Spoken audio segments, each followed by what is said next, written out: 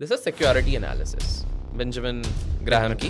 What's the most important lesson जो आपने इस किताब से सीखी है एंड उस लेसन को आपने प्रैक्टिकली किस तरह से एग्जीक्यूट किया है?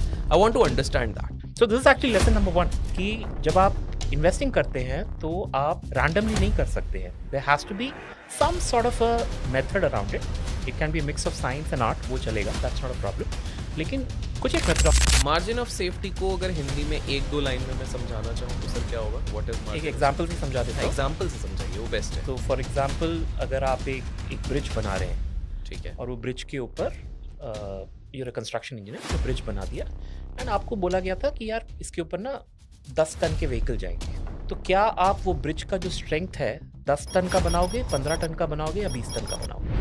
अभी का जो मार्केट में जिसका मैक्सिमम मेजॉरिटी ऑफ स्टॉक्स हैं, तो बेंजामिन ग्राहम सर के प्रिंसिपल के हिसाब से तो उनमें मार्जिन ऑफ सेफ्टी काफी कम है. हाँ. 20 साल का कॉर्पोरेट एक्सपीरियंस, 2 साल से सेल्फ एम्प्लॉयड, और ऐसा वैसा एक्सपीरियंस नहीं है भाई साहब. 7 साल ईटी मनी को दिए हैं, इससे पहले भारतीय एक्सा को 4 साल दिए हैं, इससे पहले इंटरनेशनल कंट्रीज में फॉर एग्जांपल थाईलैंड में इन्होंने काम किया है. और आज ऐसे शख्स मेरे सामने हैं जो कि आपको इन्वेस्टिंग की प्रक्रिया, किस प्रकार से आप एक 100 बैगर ढूंढ सकते हो, किस प्रकार से इन्होंने अपनी जर्नी चालू करी.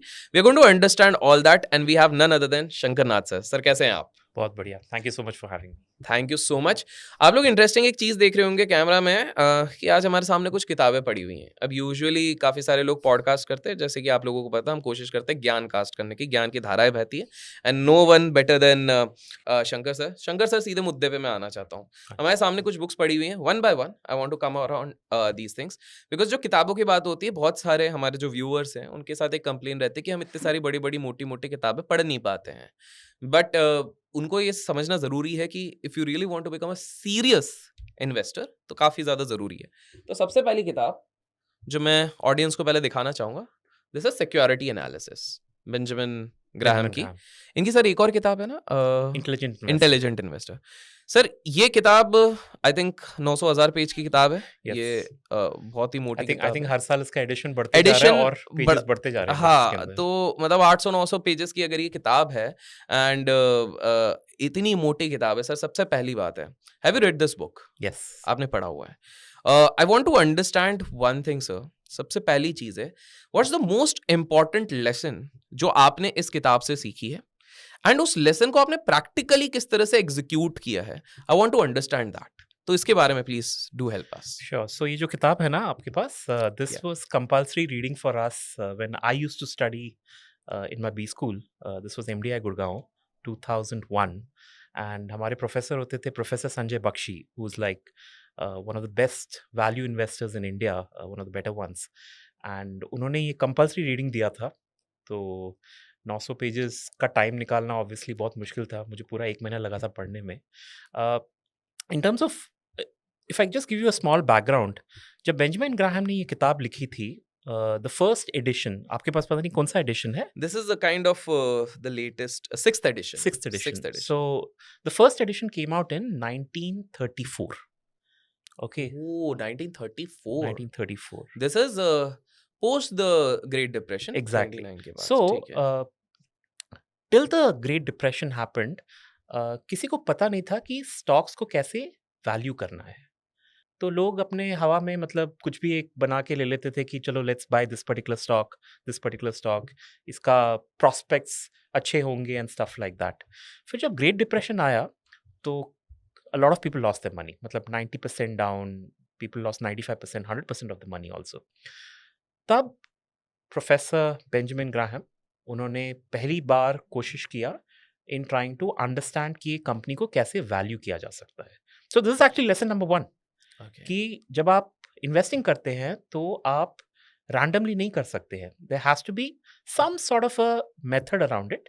It can be a mix of science and art, वो चलेगा, दैट्स नॉट अ प्रॉब्लम. लेकिन कुछ एक मेथडोलॉजी होना चाहिए.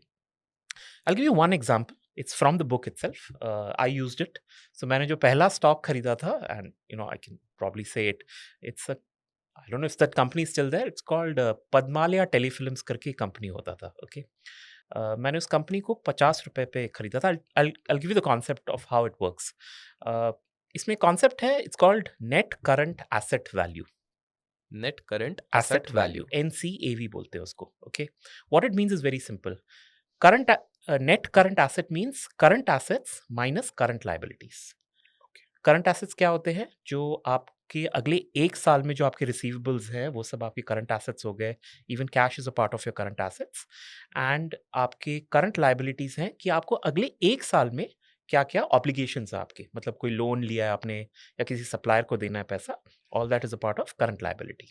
Just for a lemons perspective, एक चाय के बिजनेस में हम करेक्ट. करंट एसेट क्या बोलेंगे और करंट लायबिलिटी क्या बोलेंगे? लेट्स से अगर कोई चाय का बिजनेस कर रहा है अभी। अगर आपने चाय लिया है ठीक और है, अभी तक आपने पैसे नहीं दिए हैं, ठीक है। तो आप एक करंट एसेट हो वो चाय वाले के लिए. Okay, okay. और अगर उसने मुझसे चाय की पत्ती ली है और उसने मुझे अभी तक पैसे नहीं दिए वो हैं, लायबिलिटी देन हो गई। लायबिलिटी हो गया गॉट उसके इट। लिए. ठीक है. सो ठीक करंट है। एसेट माइनस करंट जी। Liability. Now what Benjamin Graham said is that if the current asset minus the current liability is more, the net current asset therefore is more than the market cap of the company, then आप आंखें बंद करके इस company को ले सकते हो. इसका प्रिंसिपल ये है कि अगर कल को ये कंपनी बंद भी हो गई, तो लिक्विडेट हो गई, बंद हो गई, फिर भी उस कंपनी के अंदर इतने करंट एसेट्स हैं जो आपको as an equity share holder कुछ रिटर्न्स तो प्रोवाइड कर ही सकते हैं, even if it is liquidated. This is the safest form of investing आप बोल सकते हो. अब वो टाइम पे ऐसे कई कंपनीज थे, हंड्रेड्स ऑफ कंपनीज थे जो ये NCAV कॉन्सेप्ट को एस्क्राइब करते थे. आज आप अगर इंडियन एनवायरनमेंट में ढूंढने जाओगे, आपको शायद एक भी ना मिले. ठीक है. आप आते हैं मेरे स्टॉक इस पे. 2003 या 2004 में मैंने पहला स्टॉक लिया था, and this was Padmalaya telefilms, and there the concept of NCAV was at work. जहाँ पे लेट्स से, अब मुझे नंबर्स याद नहीं है, but I will give you that example. Let's say the current assets were 100, let's say the current liabilities were 20. Let's say so 100 minus 20, 80 rupees, and let's say the market price of that share was 50 rupees. Okay. तो मैंने वही Benjamin Graham वाला तो मतलब 30 का appreciation का chances है, वैसा ही एप्रिसिएशन नहीं बोल सकते, मेरे को सेफ्टी है. सेफ्टी है। ठीक है. Okay. This is how I connect with जो आपका सेकंड लेसन है, which is margin of margin of safety. तो यहाँ से वो सेफ्टी का कॉन्सेप्ट निकलता है okay, when Benjamin Graham spoke of it. Okay. तो सो ये पद्मालया टेलीफिल्म्स लिया मैंने यूजिंग दिस पर्टिकुलर कॉन्सेप्ट. काफ़ी टाइम तक चला, लेकिन उसके बाद नहीं चला. मेरा भी एक एवोल्यूशन होता है एज अ इन्वेस्टर. मैंने भी बहुत कुछ सीखा जी। कि क्या देखना चाहिए, क्या नहीं देखना चाहिए. But I will give you one more example. ये कंपनी आपने सुना ही होगा, मझगांव डॉक शिप बिल्डर्स. अभी शायद 80,000 करोड़ का मार्केट कैप है. This company was available in March, April of 2021. So ज़्यादा टाइम नहीं हुआ है, 3 साल पहले की बात है. This company was available at 6,000 crores of market cap. Okay, Okay, 6,000 crore के मार्केट 6,000 के कैप है। आसपास, 5,000 ठीक है, 6,000. ठीक है। The cash inside that company, cash being a current asset, correct? Cash is a current asset. तो चाय वाला अगर एग्जांपल लिया, आपके गले में कितना पैसा पड़ा हुआ है, that is also an asset for you. Correct. It's a current asset 1000 for रुपए you. रखे हैं तो दैट इज वो आपका एसेट हो ठीक गया, है। करेक्ट. तो उस टाइम पे the cash inside that company, Mazagon dock ship builders, was 11,000 crores. They did not have any debt in the company, यानी कि current liability is zero. So again, let's do the calculation. 11,000 crores minus zero is equal to 11,000 crores of NCAV. Correct. What is the market cap? 6,000. 6,000। So imagine the margin of safety for this particular company. It is giving और you, ये सिर्फ 3 साल की बात है। ये 3 साल की बात है. और गाइस आप सबको पता है उसके बाद वो कैसे तो भगा आज भी का भी गया। कैलकुलेट करते हैं. सो जी। अभी market cap is some 80,000. Correct. The cash inside that company is still about 14,000. Okay. Okay. Okay, so now you know, and let's assume कि debt अभी भी zero है. तो 14,000 minus zero, your NCAV is 14,000, but the market cap is 80,000. So as per the Benjamin Graham principle, your margin of safety is no longer there. या पहले था आपके पास because 6,000 का Steal था. Yes. It was a steal. Because wow. see, if you can start looking at businesses like this, wherein you evaluate the value of that safety, वो जो आपका asset है, asset का प्राइस होता है, राइट? asset का एक वैल्यू होता है आपके दिमाग के अंदर. लेकिन अगर आपके पास अभी 5,000 रुपए पड़े हुए हैं, यू हैव 5,000 रुपीज। अगर मैं आपको बोलूं कि एक नेट है मेरे पास, या मतलब अगर मैं आपको बोलूं कि 5,000 रुपए मैं आपको कल दूंगा वर्सेस आपको 5,000 रुपए अभी आपके पास जेब में पड़े हुए हैं, which one is the better situation? You right now have it. So current asset, right? Not a promise. It's there with you, right? That is your best form of margin of safety. Margin of safety को अगर हिंदी में 1-2 line में मैं समझाना चाहूँ तो sir क्या होगा? व्हाट इज़ एक मार्जिन ऑफ एग्जाम्पल सेफ्टी? से समझा हाँ, देता हूँ। एग्ज़ाम्पल से समझाइए, वो बेस्ट है। तो फॉर एग्जाम्पल अगर आप एक ब्रिज बना रहे हैं ठीक है। और वो ब्रिज के ऊपर यूर कंस्ट्रक्शन इंजीनियर आपने ब्रिज बना दिया एंड आपको बोला गया था कि यार इसके ऊपर ना 10 टन के व्हीकल जाएंगे। तो क्या आप वो ब्रिज का जो स्ट्रेंथ है 10 टन का बनाओगे, 15 टन का बनाओगे या 20 टन का बनाओगे? जितना ज़्यादा हो सकता है वो ज़्यादा बेटर रहेगा। जितना ज़्यादा बनाओगे उतना मार्जिन ऑफ सेफ्टी आप दे रहे हो उस पर्टिकुलर ब्रिज को। ओके, ओके, हाँ। वो ज़्यादा सेफ रहेगा वो ज़्यादा उतना, सेफ रहेगा करेक्ट। ताकि कल को अगर कोई 15 टन का भी आ गया, तो यू वो don't have to collapse worry, ना हो जाए, कोलैप्स हाँ। ना हो जाए। So that is basically margin of safety. Okay. आपका जो और मार्जिन ऑफ सेफ्टी क्यों इंपॉर्टेंट है? इज़ बिकॉज़ हम लोग जब इन्वेस्टिंग कर रहे हैं, सी सब कुछ असम्पशन होता है इन्वेस्टिंग के अंदर। काफ़ी कुछ असम्पशन है, correct? You can't be 100% sure of anything. कल क्या वैल्यू होने वाला है आपके स्टॉक का, या क्या इस कंपनी का हालत होने वाला है अगले 1 महीने के बाद, वी डोंट नो। तो हमारे जो कैलकुलेशंस हैं उसमें एरर्स हो सकते हैं। तो अगर आपका मार्जिन ऑफ सेफ्टी हाई होता है, वो आपके एरर्स को एक टाइम पे अब्जॉर्ब कर सकता है। कि इंस्टेड ऑफ आपने अज्यूम किया कि ये कंपनी 20% बढ़ जाएगा, लेकिन अगर सिर्फ 18% बढ़ा, अगर आपका मार्जिन ऑफ सेफ्टी जीरो था तो you can not absorb that shock. वो 2% तो आपका नेगेटिव हो ही गया, लेकिन अगर आपका मार्जिन ऑफ सेफ्टी 20% होता, तो मोटा-मोटी आप ये कह रहे हैं कि कुशन जिसको मैं बोलता क्वेश्चन हूँ। है, तो ₹100 का अगर कोई स्टॉक मुझे मिल रहा है, लेकिन मैं उसका कैलकुलेशन करके निकालता हूँ कि बॉस ये 140 तक भी महँगा नहीं है। करेक्ट। तो this is a decent buy rather than जो आपने मज़गाँव डॉक का अभी बताया है कि 140 एग्ज़ाम्पल ले रहे हैं हम जनरल, करेक्ट। 140 की चीज़ है लेकिन वो खुद अभी 400 पे है। देयर इज़ नो डाउट हो सकता है वो आगे भी एप्रिशिएट करे कर लेकिन सकता है, उसमें हाँ। मार्जिन ऑफ सेफ्टी नहीं है एज पर द कम। Benjamin Graham principle. ओके। तो उस हिसाब से सर डोंट यू थिंक अभी का जो मार्केट में जो का मैक्सिमम मेजॉरिटी ऑफ स्टॉक्स हैं, तो बेंजामिन ग्राहम सर के प्रिंसिपल के हिसाब से तो उनमें मार्जिन ऑफ सेफ्टी काफ़ी कम है। हाँ, so that's where investing as a knowledge subject जिसको हम बोलते हैं, that has multiple evolved over time. Evolve हो रहा है। हाँ, सो करेक्ट। एक ओके, एक टाइम होता था जब हम लोग बोलते थे इक्विटीज एंड डेट, आज भी बोलते हैं वैसे तो, बट स्टॉक्स एंड बॉन्ड्स। और इसमें बॉन्ड्स के बारे में एग्जैक्टली। काफ़ी मेंशनिंग है हाँ, इस किताब में। सो उस टाइम पे 1930s में till the year 1950, I am saying from 1800 till 1950, जो 150 साल हैं, दो ही कॉन्सेप्ट्स होते थे। एक होता था स्टॉक में इन्वेस्ट करो या बॉन्ड में इन्वेस्ट करो। बॉन्ड में जब इन्वेस्ट करते हैं तो क्या मिलता है? इंटरेस्ट मिलता है, करेक्ट? स्टॉक में जब इन्वेस्ट करते हैं तो क्या मिलता है? रिटर्न्स आई मीन डिविडेंड मिलता है, डिविडेंड्स मिलते हैं। ठीक है? And there was some specific mentioning इसमें डिविडेंड्स के बारे में भी बात करी गई थी हाँ, काफ़ी। तो क्या या कॉन्सेप्ट था दैट स्टॉक्स में डिविडेंड मिलता है। ये आपको पता है, मुझे पता है। लेकिन हमें आज ये भी पता है कि कैपिटल एप्रिसिएशन भी मिलता है जब हम बिल्कुल, स्टॉक्स में करते हैं। बिल्कुल। उस टाइम पे नहीं पता था। ओहो! उस टाइम पे they would never consider capital appreciation as anything.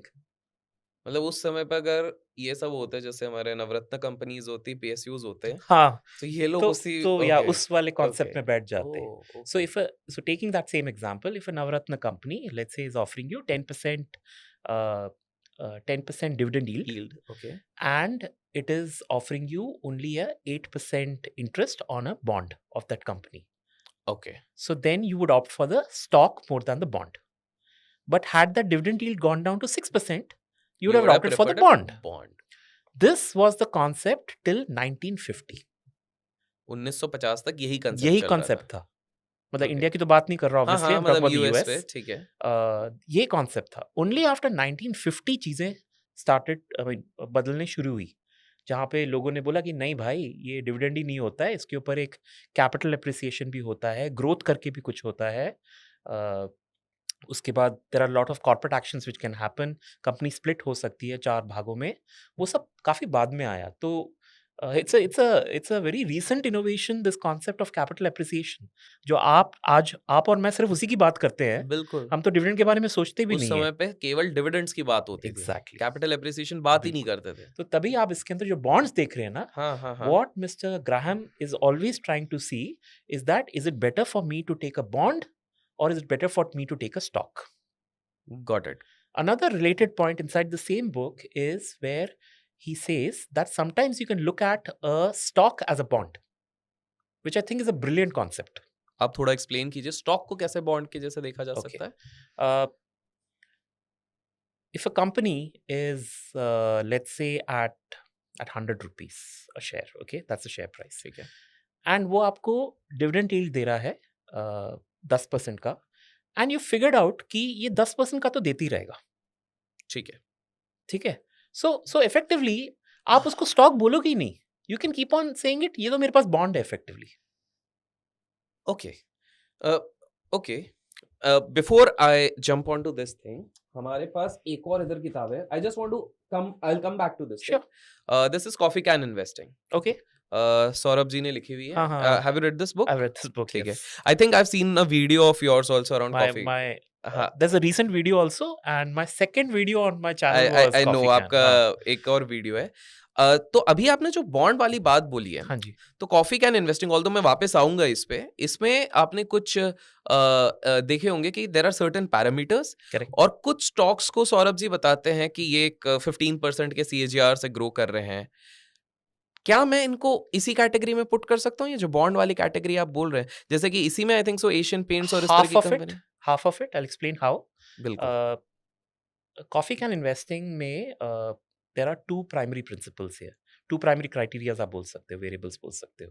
पहला है the sales growth. Sales growth has nothing to do with the bond concept that we are talking right now, because sales growth is appreciation in the revenues and therefore the profits and the EBITDA and etc. तो इसमें minimum criteria जो होता है, जो defined है, वो है कि 10% sales growth should be there in a company every year for the last 10 years. तो ऐसा नहीं है कि 10 साल मिला के 10% का कैगर आया, ऐसा नहीं है। हर साल मिनिमम 10% से वो कंपनी अपने सेल्स को बढ़ा देना चाहिए. So that is criteria number 1. Second criteria is the return on capital employed should be more than 15%. Return on capital employed कितने से ज्यादा होना चाहिए? 15% 15% से ज्यादा। ठीक है. ठीक है। अभी रिटर्न ऑन कैपिटल एम्प्लॉयड आप थोड़ा सा वो बॉन्ड के साथ मिक्स कर सकते हो, अच्छा, बिकॉज रिटर्न आपका वही जो हमने ROC बात को किया, मैच कर डिविडेंड रहा हो है। गया या हाँ, इंटरेस्ट हो हाँ, गया, हाँ, हाँ। divided by the denominator, which is a combination of debt plus equity, which is what capital employed का आप बोल सकते हो. ओके, So तो that उसको थोड़ा बहुत हम रेफर कर सकते थोड़ा हैं। सा आप रेफर कर सकते हो कि it's a bit like what we are referring to, not Not very very similar. Interesting interesting. अब सर, ये जो किताब है बेंजामिन ग्राहम जी ने जो लिखी हुई है, सिक्योरिटी एनालिसिस है, इसी की इनकी सिस्टर, एक्चुअली तो पहले दूसरी वाली किताब आई थी, नहीं इंटेलिजेंट इन्वेस्टर बाद में आई है। 1953-54 अच्छा, ऐसी कोई वो आई 20 है, साल बाद आई. इंटेलिजेंट इन्वेस्टर आई है और सिक्योरिटी एनालिसिस आई है। What is the basic core difference in the ideologies जो बेंजामिन जी यहाँ पर बताने की क्या डिफरेंस है इन दोनों के कंटेक्स्ट में? इंटेलिजेंट इन्वेस्टर आई थिंक लिखा गया है नॉर्मल ऑडियंसेस के लिए, not for from an academic perspective. ठीक है, सिक्योरिटी एनालिसिस में काफी कैलकुलेशंस हैं, इंटेलिजेंट सारे, इन्वेस्टर में बिल्कुल। उतना नहीं है. ठीक है, और intelligent investor has been written more की बेसिक प्रिंसिपल्स ऑफ इन्वेस्टिंग क्या है वो लोगों को बताने के लिए. Okay okay. वो भी थोड़ी बड़ी ही किताब है, मतलब बहुत छोटी तो हाँ, नहीं वो है. छोटी हाँ. नहीं है, बिल्कुल। बट अगर आपको उसमें सिर्फ 2 चैप्टर पढ़ने हैं, please read chapter number 13 and chapter number 20. अच्छा, आपको चैप्टर नंबर भी याद है? हाँ, वो यही 2 चैप्टर है वैसे पढ़ने वाले. चैप्टर 13 और चैप्टर 14? चैप्टर 20. हाँ. चैप्टर 13 एंड चैप्टर 20 of हाँ. that book. One is on Mr. Market and the second one is on margin of safety. क्या है sir mister market? Mr. Market. क्योंकि मार्जिन ऑफ सेफ्टी तो आपने हाँ, समझाया है, समझा दिया. तो ये मिस्टर मार्केट क्या है? So Mr. Market is the stock market. Okay. Think of Mr. Market. चलो मैं आपको क्रिकेट के एनालॉजी में ये समझाता हूँ. बिल्कुल, Maybe it's बिल्कुल, better बिल्कुल। this way. So test match होता है. अभी इंडिया बांग्लादेश हुआ एंड टेस्ट मैच में कॉन्सेप्ट क्या है, वो बॉलर बेचारा आएगा पूरा दिन, उसको 90 ओवर फेंकने पड़ते हैं, I mean the 5 bowlers, and वो बेचारे बॉल करते रहेंगे right? So that is 540 balls that they will try and bowl over this particular period. Now you are the batsman, you are Rahul Dravid. आपको किसी ने फोर्स नहीं किया है कि हर बॉल पे मारना है. आपको किसी ने बोला नहीं है फर्स्ट बॉल और सेकंड बॉल पे मारना है, थर्ड फोर्थ छोड़ दो. It is up to you whether you want to hit the ball or you don't want to hit the ball. You can leave all 500 balls if you want to, no problem. But चार जब खराब ball आएंगे ना, सब पे चौका मार दो. You still get your century, correct? Correct. Yeah, that's a simple concept. We can understand that. Mr. Market also says exactly the same thing. कि मेरा काम है रोज आपको आके स्टॉक प्राइसेस देने का. मैं सुबह सुबह उठूंगा, 9:15 पे घंटी बजेगी और मैं शुरू हो जाऊंगा अपना काम करना, आपको स्टॉक प्राइसेस देने का. कभी कभी मैं बहुत खुश हूंगा तो मैं आपको बोलूंगा कि भाई ये शेयर 1000 रुपए का है. कभी मैं बहुत डिप्रेस भी हूंगा, उसी शेयर को मैं बोल दूंगा यार मेरा आज मन नहीं कर रहा, मैं आज आपको 600 रुपए में देने के लिए रेडी हूं. वही वाला शेयर. वही वाला शेयर. ठीक है. So sometimes there is euphoria, sometimes there is depression. This is the concept of mister market. Now you being the investor, आपके पास चॉइस है. You are Rahul Dravid. You can decide आपको 600 रुपए में लेना है या 1000 रुपए में लेना है. No one is forcing you. कोई फोर्स नहीं करा. बिल्कुल. No one is forcing you. Correct. So you have to be ready to understand which are the good balls to face and which are the bad Wow. balls to face. अच्छा, सो ये बता रहे हैं कि market के वो जो दोनों फेजेस रहते हैं, मिस्टर मार्केट आपको दोनों ऑप्शंस दे रहे हैं. मिस्टर मार्केट का सिंपल काम है आपको प्राइस फेंकते रहना. It is for you to decide whether it's a good price or a bad price. और ये तो सर रोज करता है मिस्टर मार्केट. मिस्टर मार्केट का यही काम है. अच्छा, ओके. वो जो 5000 स्टॉक्स हैं वो आपको स्टॉक्स के प्राइसेस हर मिनट भेजता रहेगा. It's like bowling a ball. आया बॉल किया, आया बॉल किया, आया बॉल किया. बट कभी वो अच्छे बॉल्स करता है, कभी वो बुरे बॉल्स भी करता है.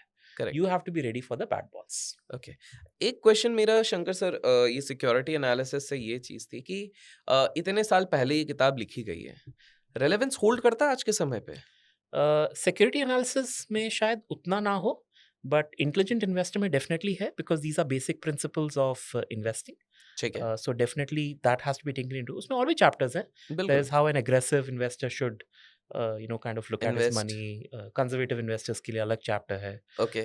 I think margin of safety is an excellent chapter. Even आज भी जब मैं invest करता हूँ, so I was talking about that evolution of investing मेरा. मैं तभी comfortable होता हूँ किसी भी stock को लेने का when I can see the safety.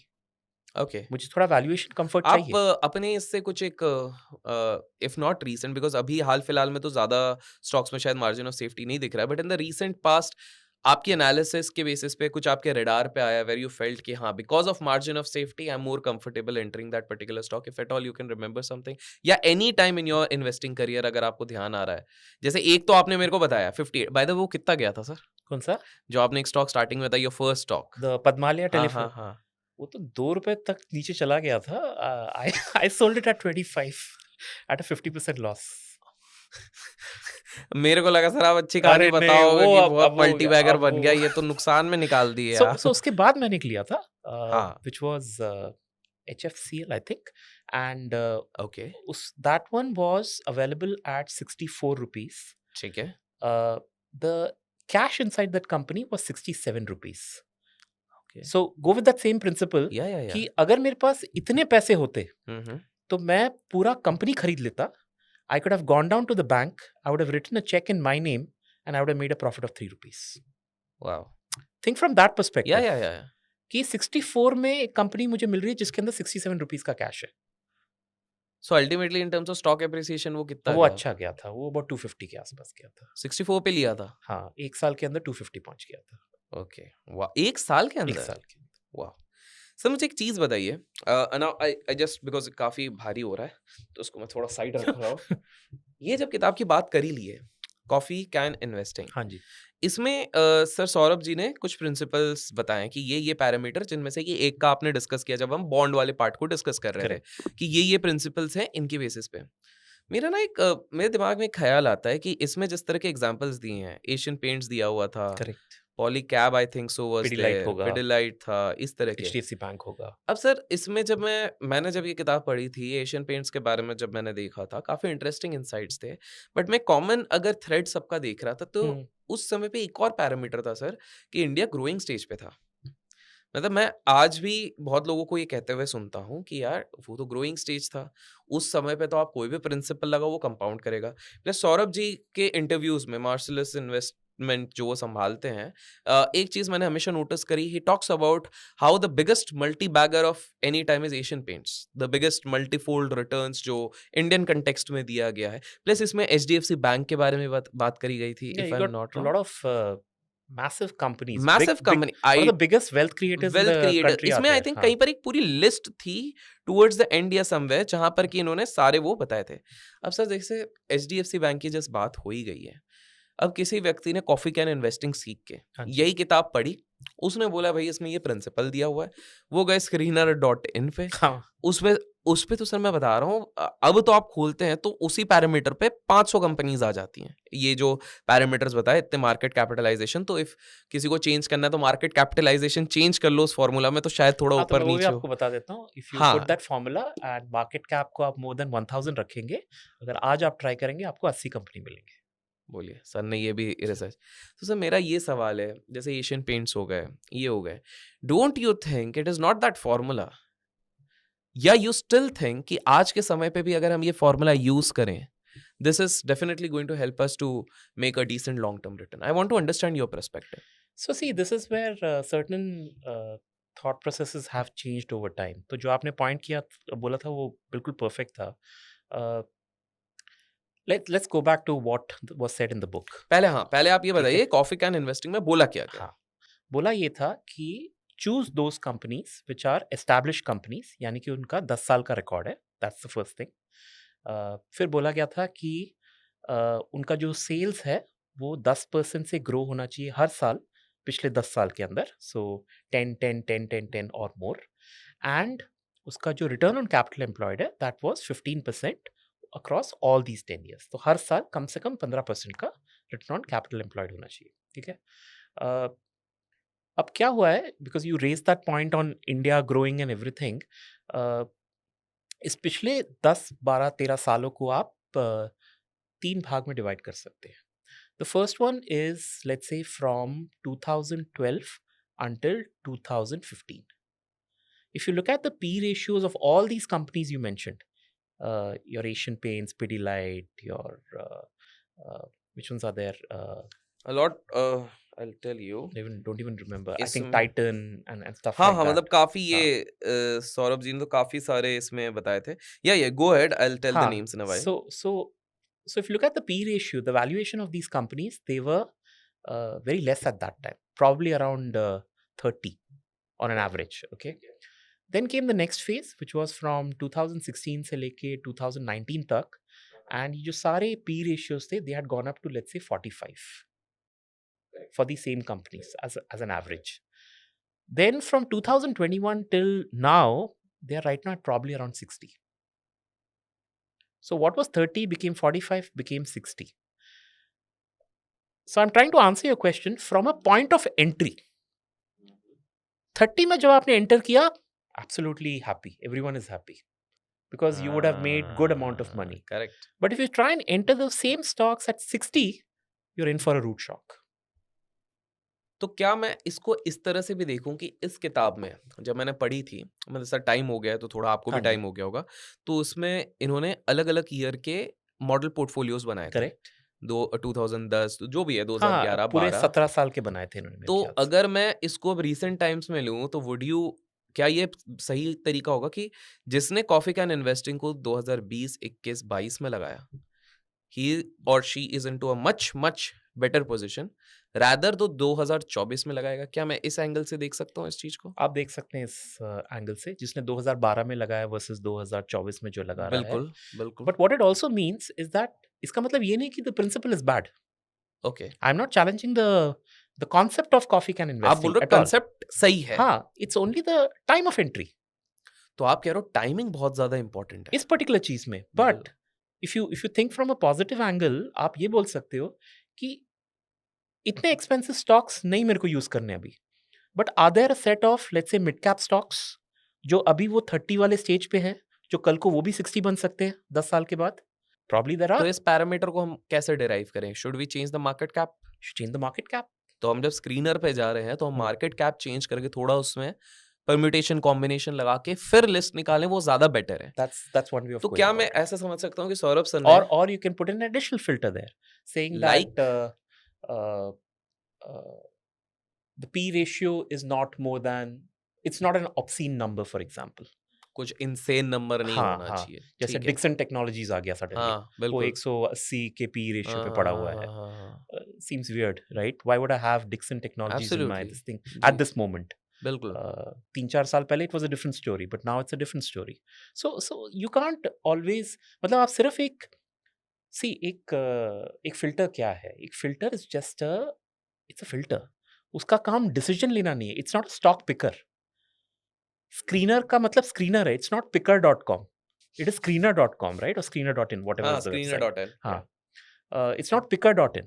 Ji So आपको एक स्क्रीनर को एक स्क्रीनर जैसा ही रखना है कि वो आपको कुछ आइडेंटिफाई करके दे रहा है. उसके बाद आपको अंदर घुसना पड़ेगा उसके. जैसे I'll give you one more example here. बिल्कुल Asian Paints is there in this book. बिल्कुल है। Asian Paints is de facto the paints industry in India, right? Some 60 odd % as the market share. So effectively, that's the paint industry. How much is the paint industry going to grow by? 9%, 10%? That's the projected number. In fact, last quarter was extremely bad. 2 quarters से तो बहुत ही खराब चल is it रहा है. Crude का उस चक्कर में, या I don't know. बिकॉज इतना ज्यादा फ्लक्चुएशन तो वहां पर भी नहीं Crude में हुआ। sales, मतलब हो सकता है प्राइस का कुछ ठीक है हो, जो भी है, बट हाँ but negative है या flat है, something ठीक like है, that. Not performing well. But take the bigger number, ठीक है 9%, 10%. ठीक है So Asian Paints is going to grow by 9%, 10%. मतलब वो तो borderline at that 10% वाला criteria हमारा.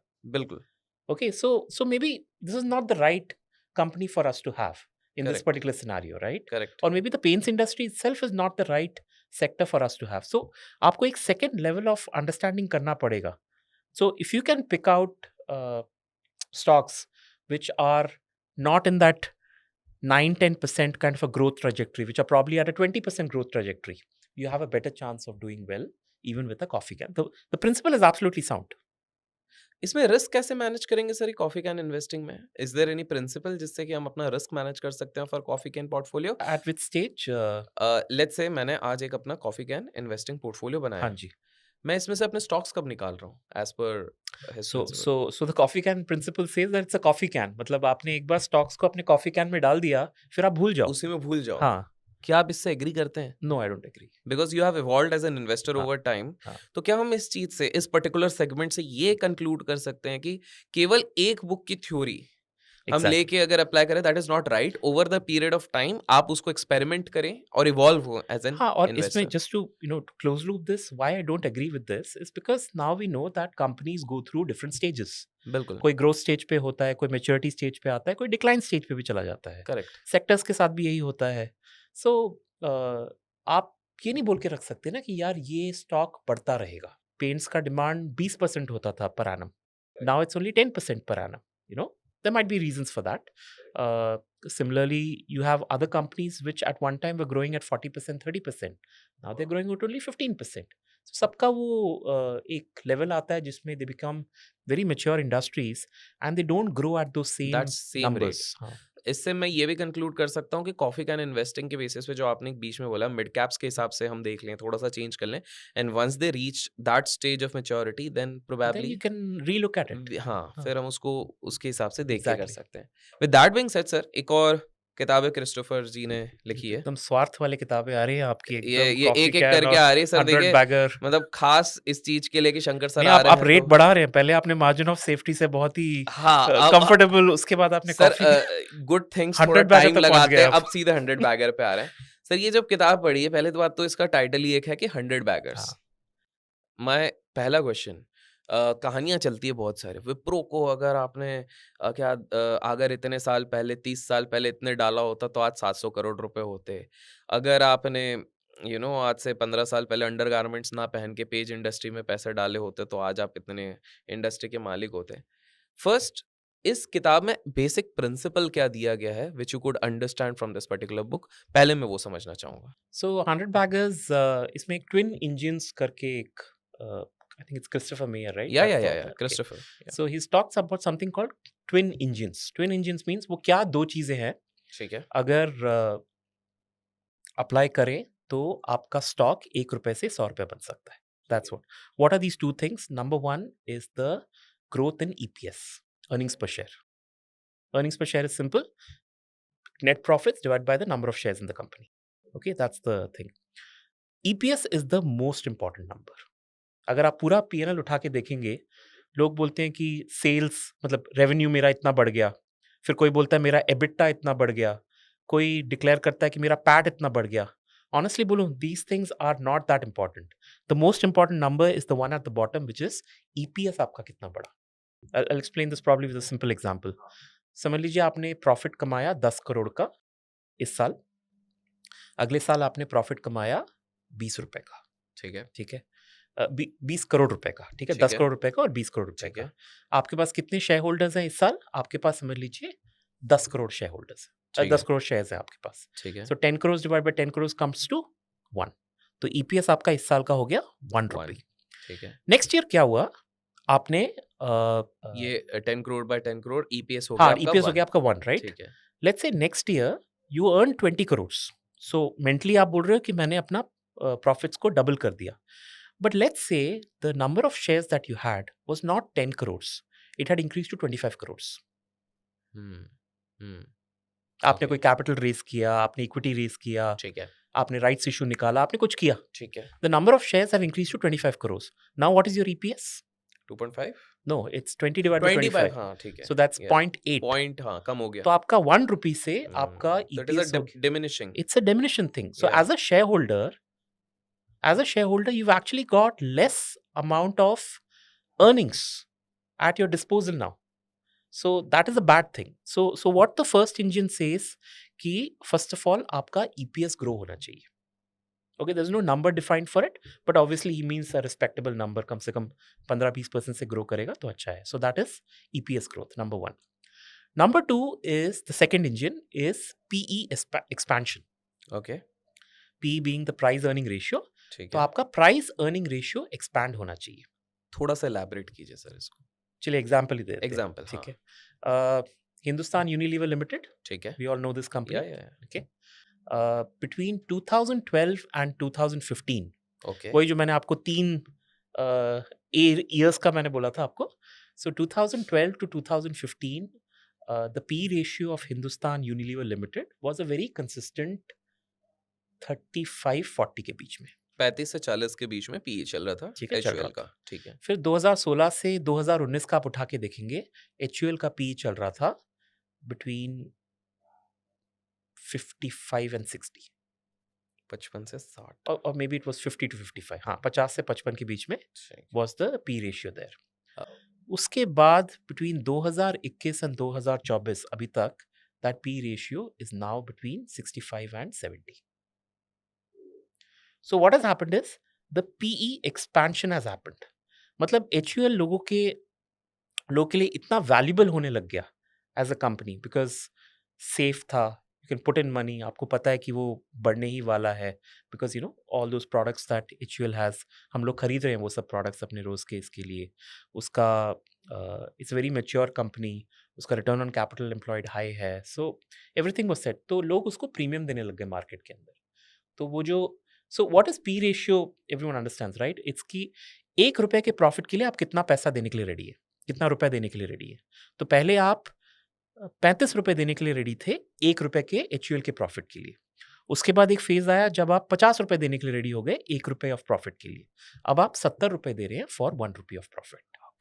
तो इसको बोलते हैं पी एक्सपेंशन. कि आपका पी रेशियो मार्केट आपको और रिकग्नाइज कर रहा है, आपका अर्नेबिलिटी को रिकग्नाइज कर रहा है, एंड देयरफॉर आपका पी रेशियो.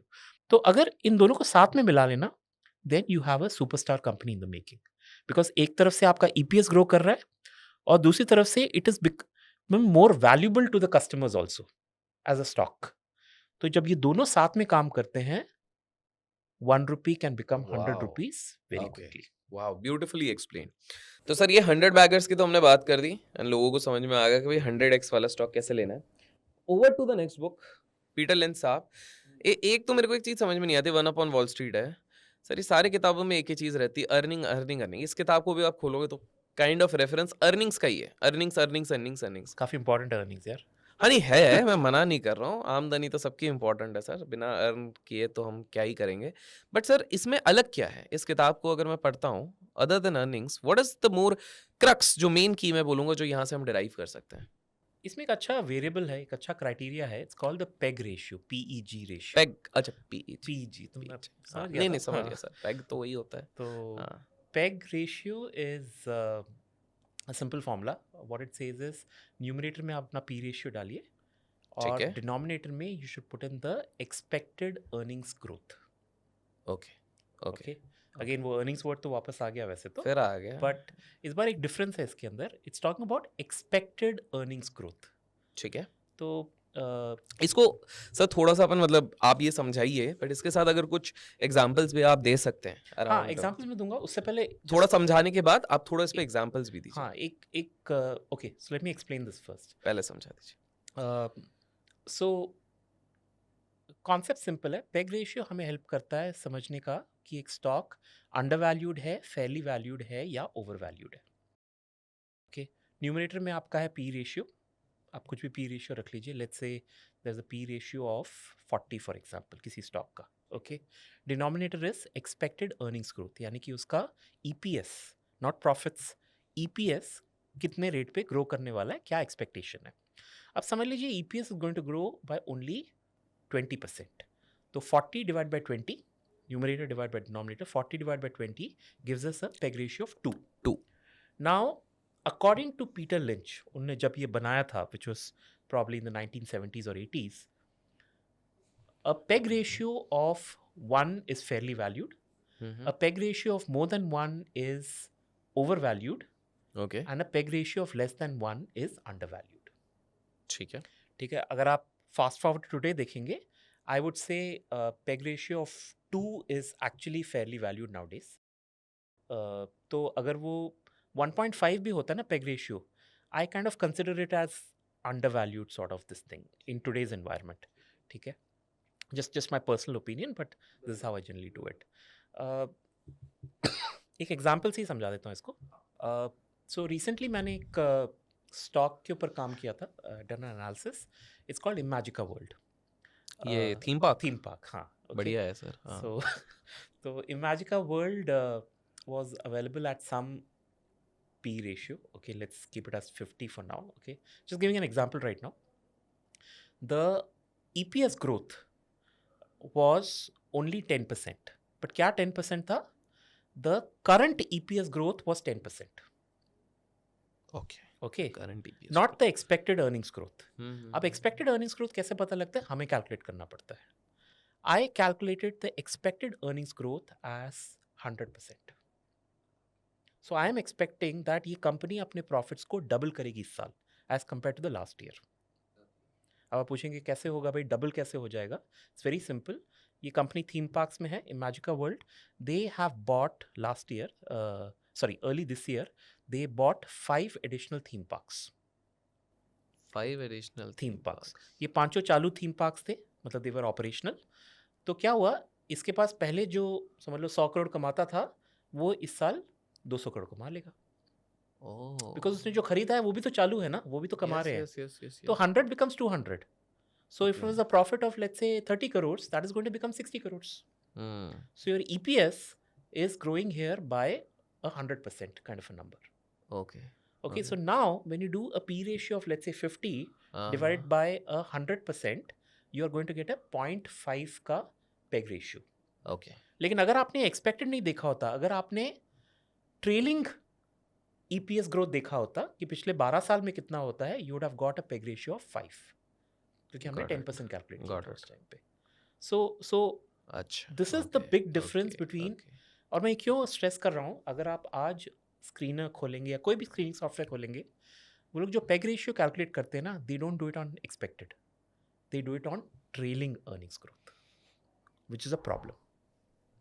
तो हमें एक्सपेक्टेड पे करना है। एक्सपेक्टेड पे करना थोड़ा काम है इसके अंदर, because you have to calculate कि क्या मेहनत करनी एक्सपेक्टेड। पड़ेगी। मेहनत थोड़ी करनी पड़ेगी इसके अंदर। वाओ! ये बड़ा इंटरेस्टिंग इनसाइट है। हाँ, okay. So lot of people make this mistake. मेरे पास काफ़ी लोग कमेंट्स में भी लिखते हैं हुँ, हुँ। कि शंकर सर, पेग रेशियो तो इसका 1 पॉइंट, सो पेग रेशियो इसका 3 है, 3 है, तो मैं बोलता हूँ बट ये तो ट्रेलिंग के हिसाब से है ना, why don't you calculate on an expected basis and see कि कितना है.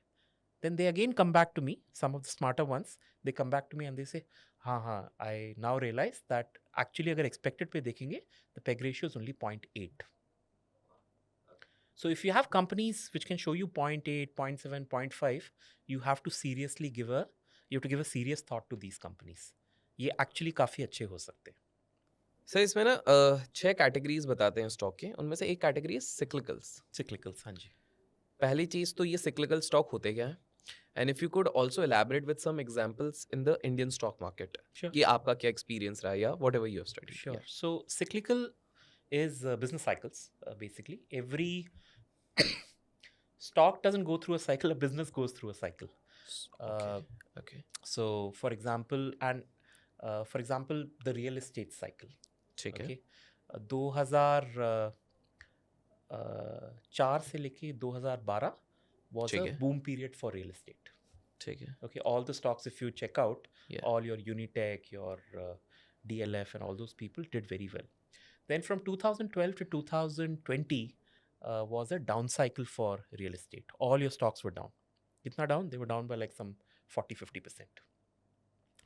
Then again from 2021 onwards till now, you will see all the real estate cycle stocks are again up. तो क्या हो रहा था in this entire period? There was an imbalance of demand and supply which was happening. कभी demand बहुत ज़्यादा हो जाता था और सप्लाई कम रहता था, तो आपके स्टॉक्स बढ़ने लग जाते थे. लेकिन ऐसा भी उल्टा वक्त भी आता था जब सप्लाई बहुत ज़्यादा होता था और डिमांड बहुत कम रहता था. तो उस टाइम पे obviously the stocks will start going down because there is only, क्या बोलते हैं, इन्वेंट्री ज़्यादा बढ़ गया आपके पास एंड आपके पास कोई कंजम्पशन नहीं. अब ये सिक्लिकलिटी जो है ये हर इंडस्ट्री में मिलता है. There is no industry which can escape cyclicality. Like the sugar industry works on this only. वो जो शुगर केन क्रॉप प्रोड्यूस होता है ना, कभी कम क्रॉप प्रोड्यूस होता है, कभी बहुत ज़्यादा क्रॉप प्रोड्यूस होता है. और इंडिया में कुछ ऐसा रूल है कि जो भी शुगर केन क्रॉप प्रोड्यूस होगा ना, वो जो उस एरिया का जो मिल है उसको 100% खरीदना ही पड़ेगा. वो ऐसा नहीं बोल सकते कि भाई मेरे को सिर्फ इतना ही शुगर करना है. खरीदना तो पड़ेगा. अगर 1000 टन निकला है तो उसको 1000 टन खरीदना है. ही कांट से कि भाई मुझे सिर्फ 800 टन चाहिए. There is some rule like this, a government rule like this. So that's where the cyclicality actually starts. You can see it in the cement industry. कभी supply देखो, लोग तो अपना प्लांट लगाते ही जा रहे हैं ना, वो तो डिमांड ऊपर नीचे कुछ भी हो सकता है. You can control your supply, you can't control the demand, right? So that's how cement goes through cyclicality, sugar goes through cyclicality. Your steel industry, जो इससे पहले गेस्ट आए हुए थे, steel industry, steel prices are now down. But was very up also at one time, right? So it also keeps on going up and down. Cycle चल रहा है इनका. साइकिल चल रहा है. आपका जो ऑयल प्राइसेस है ऊपर नीचे होते रहते हैं. ऑयल प्राइसेस आपके ऊपर नीचे होते हैं, तो there are industries which use a lot of oil etcetera. There are rubber. हमें इन्वेस्ट करना चाहिए इस तरह के स्टॉक्स पे. हाँ, now this is a very good question. Because क्या होता है, सिक्लिकलिटी जब हाई पे होता है और आप तब खरीदते हैं ना, you going to lose money like head over heels. Correct. 50% आपका चला जाएगा. बिल्कुल. लेकिन जब आप नीचे खरीदते हैं ना, you can actually make 3 times the money, 2 times the money, 4 times the money. I think ये जो आप बता रहे थे मेटल साइकिल में भी ऐसा हुआ है. Almost everything goes through some cycle. Every industry, Most of automobile industries, industry, everything. Metal industry. Most of the industries will Okay. go through a cycle. तो इसमें मतलब try and study the sugar industry, for example. ठीक है. It's always seen some kind of a cycle. Cement industry has definitely seen some kind of a cement cycle. या correct. तो हर industry में कुछ ना कुछ आपको साइकिल मिले. तो स्टील, अगर आपने उस साइकिल को बॉटम में पकड़ लिया तो you going to make insane money, I mean good amount of money. Correct. But अगर गलती से आप उसके पीक में फंस गए हाँ, तो will 5-6 lose साल तो money. रिटर्न भूल ही जाओ. हाँ, भूल जाओ. मतलब आपका वो नीचे जाके भी वापस जब ऊपर आएगा तो फ्लैट ही रहेगा. तो सर जब इंडस्ट्री एक ये जो साइक्लिकल आप सिग्निकल इंडस्ट्रीज बोल रहे हैं, ये जब पीक पे जाता है उसके बाद जब गिरता है, do you have any observation की लेट्स से इंडेक्स की बात करें, मेटल इंडेक्स एग्जांपल, Okay. तो उस समय पे 10 में से 9 स्टॉक्स तो ऊपर ही जा रहे थे. करेक्ट. अब गिरे. क्या अगले साइकिल में वापस ये 9 के 9 स्टॉक उठेंगे? Is there a set rule, या यूजुअली यू हैव सीन कि सारे नहीं, सम कैन तो go into that stagnation form for pretty long period of time? See business fundamentals are important at the end of the day, right? तो कुछ लोग क्या करते हैं, जब वो नीचे जाता है ना, वो झेल नहीं पाते हैं. तो झेल नहीं पाते हैं because they would have already taken so much of debt etcetera in their books, they end up in bankruptcy also. तो मैं ये भी कह सकता हूँ कि जैसे for example I'll give you an cements. example also for हाँ, this. या Okay. So there is this company Usha Martin Limited. Okay. Okay. So Usha Martin एक wire rope producer है. Okay. It's one of the biggest ones in the world actually. काफ़ी countries में export सब करता था. तो वहाँ पे किसी ने अपना दिमाग लगाया कि यार हम लोग ये wire ropes तो बनाते ही हैं. Why don't we also get into the steel business also? Because steel is also, you know, wire rope उसी से बन रहा है, right? आपका.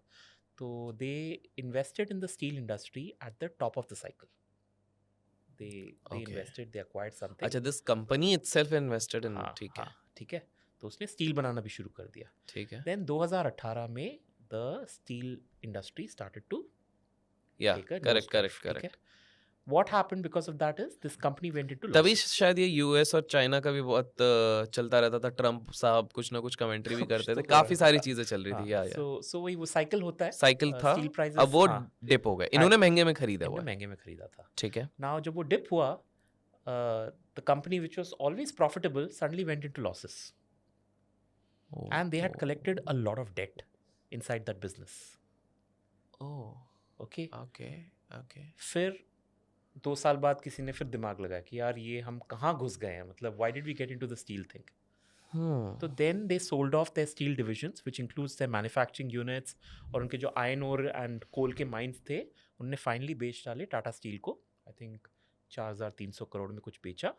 वो जो पैसा आया उससे उन्होंने सबसे पहले अपना डेट वेट सब निकाला and they started to focus on their core business which is that wire rope वाला business. And now अगर आप उषा मार्टिन के उठा के देखेंगे it is a hugely profitable company.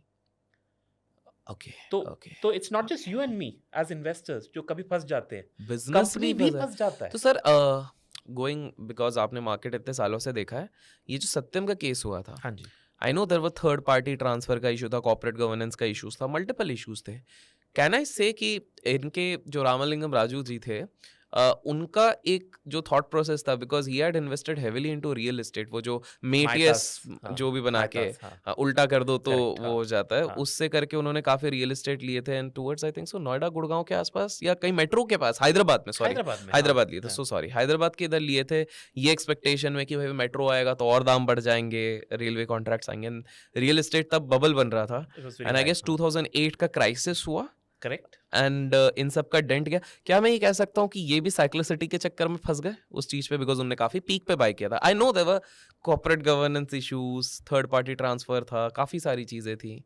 हाँ, वो मुझे स्पेसिफिकली नहीं पता कि क्यों उन्होंने अपना वो झूठ रिवील भी किया एक्चुअली. हाँ, तो little did do I understand कि उनका यही हो गया था कि इनिशियली वाज थिंकिंग कि मैं पैसा इसी तरह से घुमाता रहूंगा. हाँ, करेक्ट. एंड घुमाते घुमाते ये रियल एस्टेट का दाम बढ़ेगा. हाँ, मैं इसको अच्छे प्रॉफिट पे बेचूंगा, I will get in the cash and मैं वापस इसको पीछे से फ्लो इन करवा दूंगा. मतलब so trigger point क्या था of all these problems and why he had to send in that letter saying कि भाई मैंने भी लोचा किया है. हाँ, वो छुपाना चाहते थे कि उन्होंने जो फोर्ज्ड एंट्रीज हुए थे, क्योंकि उन्होंने अपने ड्राइवर को भी बना दिया था सीईओ, सब मतलब उनके इसमें ये सारी चीजें थी. बट कहीं ना कहीं ये सब लोग साइक्लिसिटी का शिकार नहीं हुए. पता नहीं, मुझे ऐसा नहीं लगा. मुझे ऐसा एयरलाइंस को हम साइक्लिकल बोलेंगे? हाँ, बिल्कुल बोलेंगे. ओके, एयरलाइंस को.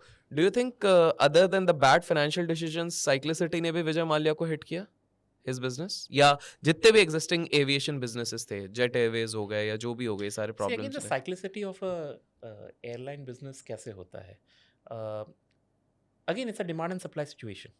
ठीक है. आपके अगर ज़्यादा एयरलाइंस घुस गए, मतलब everyone starts building in airlines, बहुत सारे प्लेन्स खरीद लिए, इस जोश में कि भाई हो जाएगा, what is happening? Your supply is increasing but your demand is still the same, at the same level.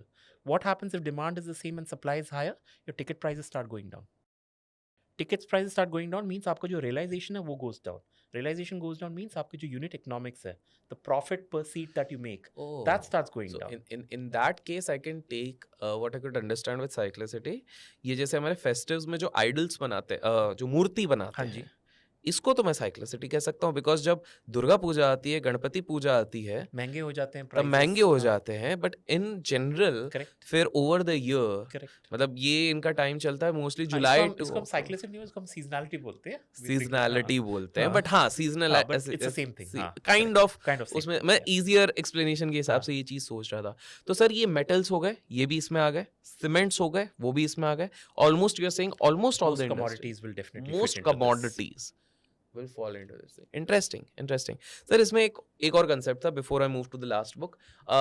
एक होता है टर्न अराउंड करके, इसमें लिखा रहता है, Right. जो बोलते हैं कि हालत टाइट है इन इंडस्ट्रीज की, हाँ हाँ हाँ। बहुत खस्ता हो गई हैं, बहुत अब सस्ते में आ गए हैं, अब ये टर्न अराउंड होगा। अब इसमें ना कहीं पे एक कंसेप्ट लिखा था कि यूजुअली टर्न अराउंड्स के चांसेस बहुत कम रहते हैं, समथिंग लाइक दैट। सर हमारे देश में सबसे ज़्यादा लोग, जितना मैंने ऑब्जर्व किया है, वो तो टर्न अराउंड पे ही बेट करने की कोशिश करते हैं काफी कि पैसा मिलने का चांस होता है। करेक्ट। बनेगा, बनता है, बनता आप तो है, बनता है। बनता तो है। टर्न अराउंड लेते वक्त कौन सी एक दो चीज़ों का ध्यान रखना चाहिए? सो टर्न अराउंड का एक डेफिनेशन होता है। Okay, generally as a very basic principle, turn around उसको बोलते हैं जिस कंपनी ने आफ्टर क्वार्टर्स ऑफ लॉसेस कम से कम 2 या 3 क्वार्टर उसने प्रॉफिट दिखा दिया। अब कुछ एग्जाम्पल है हमारे पास? Zomato fits the bill. Now I haven't read कि वो जोमेटो में वो ऑपरेशन की वजह से वो प्रॉफिट हुआ है। ठीक है, let's not get into technicals, but अगर मैं बट सिंपल स्क्रीनर पे एक मार के देखूंगा, Zomato will come in because उसने 2 क्वार्टर से उसने पॉजिटिव पैट दिया है। ठीक है, so that gets into a consideration of a probable turnaround that is happening there. ठीक है। I don't have a fresh list for you right No, now. no, it's okay. But हाँ, मतलब this is one simple query that you can put on screener which will help you identify turnarounds. Beautiful, कि मतलब multiple quarters के बाद 2 quarter आप बोल 2 quarter लगातार profit दिया है, प्रॉफिट पैट तो ये कहीं ना कहीं मेरे टर्न अराउंड के कैटेगरी में हम कंसीडर कर सकते हैं। पढ़ना पड़ेगा लेकिन उसके बाद। No worries. अब सर आते हैं आखिरी किताब पे। क्यों खतरनाक किताब है, बहुत ही खतरनाक किताब है, पुअर चार्लीज एल्मनैक। आधे लोगों को इसका अर्थ ही समझ में नहीं आएगा, बट हम उसमें नहीं जाएंगे क्योंकि स्पोकन इंग्लिश कक्षा नहीं है।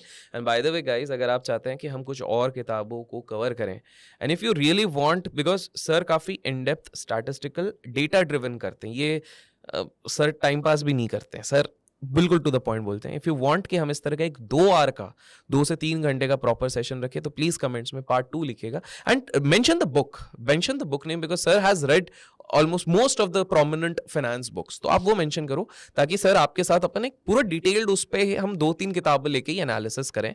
So that would be the point. I'll enjoy that because because probably we can do it with some calculations or something also. And उसमें हम will probably try to use a screen देख के आपको समझा के थोड़ा कैलकुलेशन करके उसमें अलग ही मजा आ जाएगा। तो गाइज लाइक करते करते आप पार्ट 2 भी लिखिए। बट सर ये किताब पे आते हैं, क्या है इस किताब में सबसे मेन चीज क्या है? So in 2 words, इसके अंदर मेंटल मॉडल्स है। Mental models, how you should think when you are investing. Okay, दोस्त तो मेरे काफी मेंटल है, बट सर ये मेंटल और उनको मॉडल्स भी पसंद है, तो मेंटल मॉडल्स के बारे में बताता हूँ जी। You have to complete the sentence, मतलब एक ब्लैंक है बीच में, आपको कंप्लीट करना है। Higher the risk, blank the returns. Higher the returns, why do you say so? सना मतलब ऐसा बिजनेस स्टडीज में सिखाया था। तो उसके अलावा और कोई रीजन है? नहीं, उसके अलावा टेक्निकली देखा जाए तो ज़रूरी नहीं है वैसे, बट उसके अलावा सर देखा है, अभी आप एसेट क्लासेस को देख लीजिए ना, क्रिप्टो देख लीजिए, लोग रिस्क ज़्यादा लेते हैं, वोलेटिलिटी ज़्यादा रहती है और पैसा ज़्यादा बनाते हैं। So again this is a mental model. So let me explain this with a simple example. हाँ, आपसे सवाल पूछूंगा। अरे यार ये तो उल्टा हो गया। ठीक है, let's say I give you an order for mobile phone covers, ठीक है, for example. Okay, so मैं बोलता हूँ आपको, मेरे को 10,000 मोबाइल फ़ोन कवर्स चाहिए। You are the middle man, you are the broker. आप क्या करते हो? आप बाजार जाते हो, आपको 2 शॉप्स दिखती हैं, shop A and shop B. ठीक है, अपने इसमें लिख लेना, ठीक है, ए एंड बी करके। सर मेरे मैथ्स की क्लास लगा दी सर ने। ठीक है, 10,000 अपने पास हैं। ठीक है, ए एंड बी लिखो। ए एंड बी सर लिख दिया है। ठीक है सर, वो अगले पार्ट में करना अरे था, नहीं, पर अभी ठीक ठहरो है। ना। ए is offering you a mobile cover at let's say 40 rupees, 40 रुपए में दे रहा है, and B आपको दे रहा है उसी चीज को 70 रुपए। आप लोग भी लिखते रहो, आप क्या है कर रहे हो कैमरा देख के, लिखो। हाँ, 40 रुपए। बी कितने? 70 में दे रहा है। 70 में दे रहा है, मोबाइल कवर दे रहा है। हाँ, ठीक है, मैं खरीदने जा रहा हूँ। हाँ, अब क्वेश्चन आपको ये है, सिंपल क्वेश्चन है दैट आपका रिस्क किस में ज़्यादा है? अगर आप ए से लेते हो 40 रुपए में या बी से लेते हो 70 रुपए में, कहाँ पे रिस्क ज़्यादा है? सर इसमें कुछ और पैरामीटर्स नहीं, हमको नहीं बस मिलेंगे? यही है पैरामीटर। मैं देख रहा था ट्रिक क्वेश्चन तो नहीं है। सर मेरा रिस्क ऑब्वियस सी बात है 70 रुपए वाले में थोड़ा ज़्यादा ज़्यादा है, पड़ रहा है। करेक्ट। तो वहाँ लिखो हाई रिस्क, हाई रिस्क है। ठीक है। बिल्कुल। दूसरा वाला हो गया लो रिस्क आपका, है ना? लो रिस्क हो गया सर। ठीक है। और सर मैं अब इंडियन हूँ, मैं तो 40 का ही लूँगा, इसको भी 30 का रहूँगा। वो तो है ही। ठीक है। हाँ। अब आप मुझे बताइए रिटर्न किस में ज़्यादा अपॉर्चुनिटी है आपके पास, अगर आप 40 पे लेते हो या अगर आप 70 पे लेते हो?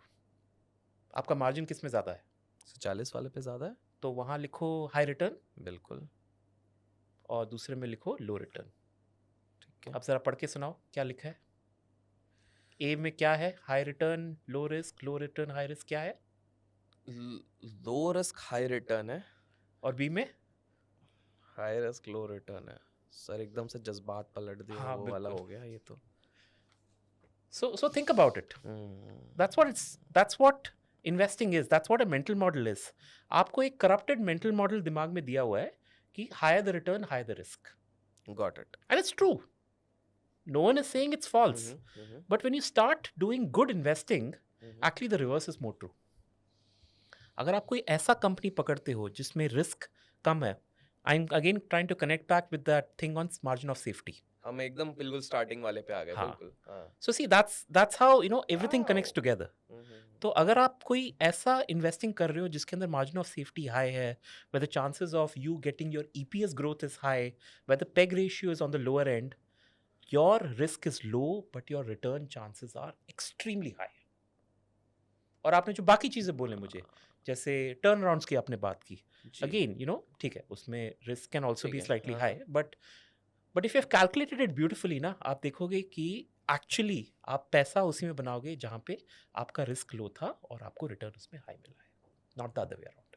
Wow wow wow. So this was the core he is talking about mental models. हाँ, मतलब इस तरह काफ़ी मॉडल्स हैं। काफी सारे हाँ, मॉडल्स हैं। काफ़ी मॉडल्स हैं। लाइक काफी मॉडल्स फॉर हैं। Example he is talking about the anchoring effect. Like क्या होता है सर एंकरिंग? अगर आपने कोई स्टॉक लिया, so it happened to me.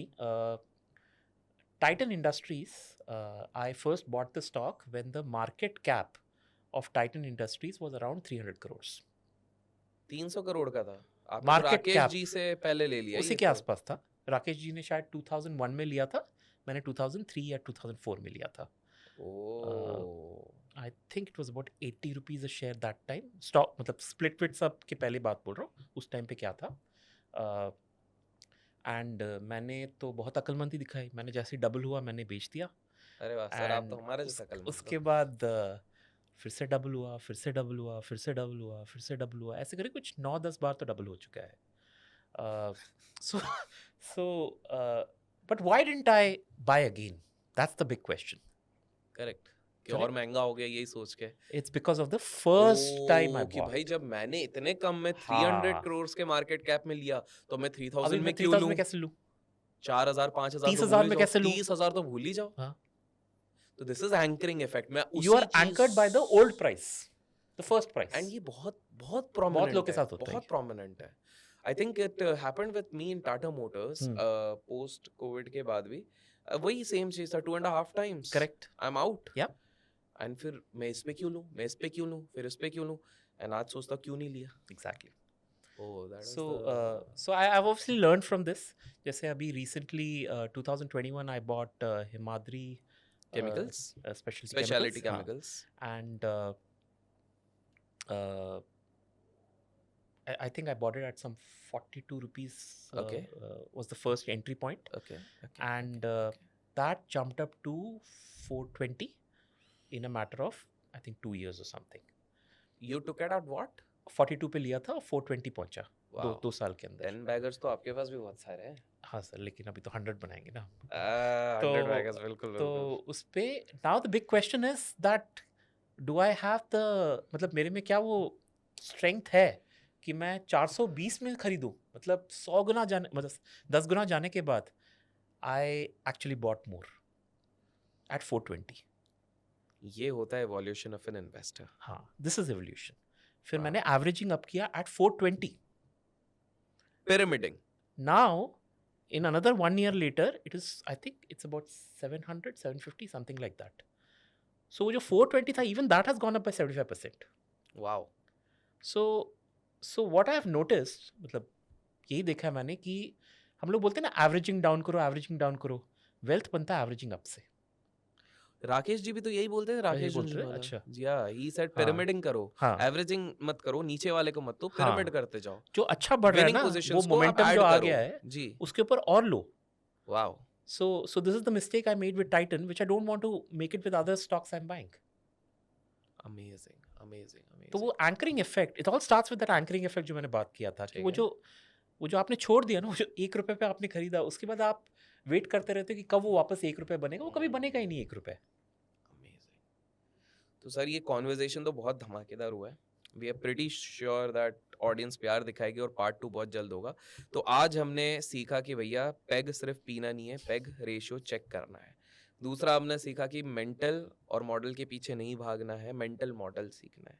तीसरा हमने यहाँ पर सीखा है कि भैया 1-2 गुना में मत निकलो, it's better to wait. Sir भी 100 बैगर की बात कर रहे हैं और यहाँ पर हमने 100 बैगर के बारे में बात करी है। तीसरा हमने सुना है कि जैसे आज 12 साढ़े 12 तक हम शूटिंग कर रहे हैं, उसके लिए कॉफ़ी की ज़रूरत होती है, इन्वेस्टमेंट में कॉफ़ी कैन इन्वेस्टिंग की ज़रूरत होती है।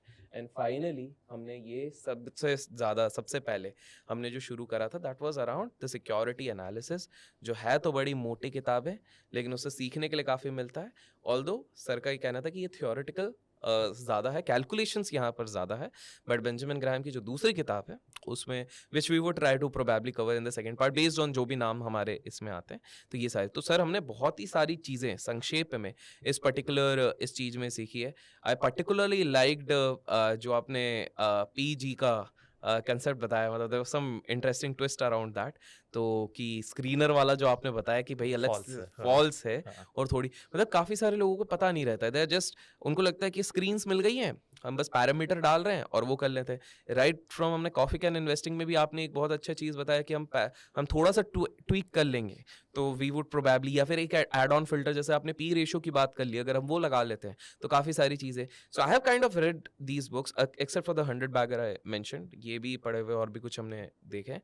तो सर आई होप आपको कॉन्वर्सेशन में मज़ा आया। No, very good. I really enjoyed it. And I am glad. And guys आपके जो भी क्वेश्चंस है ना अराउंड दिस कॉन्वर्सेशन, वो भी आप प्लीज मेंशन कीजिए, because in the next part I will try to take some of those questions also, will try to take 5-6 of those questions also, जो भी सवाल आते हैं, even if you think it is silly, आप बिल्कुल उस चीज को मेंशन कीजिए।